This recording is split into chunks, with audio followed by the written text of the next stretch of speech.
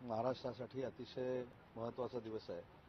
आज माझ्यासोबत शेखावत साहेबांना ज्ञानेश्वर मुळे साहेब भेटायला आलेले आहेत, सदानंदजी मोरे आहेत, ढवळसर आहेत.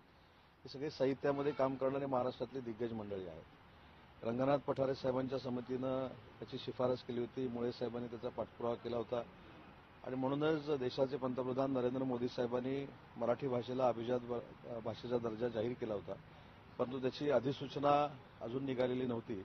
आत्ताच आम्ही शेखावत साहेबांची भेट घेतलेली आहे आणि मला असं वाटतं की आजच तासाभरामध्ये हा GR निघेल, अधिसूचना निघेल आणि ती स्वतः शेखावत साहेब आमच्याकडे देतील अशा पद्धतीची आमची चर्चा झालेली आहे. आणि 11:30 वाजताच्या आमच्या पत्रकार परिषदेमध्ये आम्ही महाराष्ट्राच्या मराठी माणसाला जे अपेक्षित होतं, मराठी भाषेचा दर्जा हा मिळवून दिलेल्याचं पत्र म्हणजे अधिसूचना घेऊन संध्याकाळी आम्ही महाराष्ट्रामध्ये जाऊ, एवढ्या पद्धतीनं आम्हाला शेखावत साहेबांनी वेळ दिला.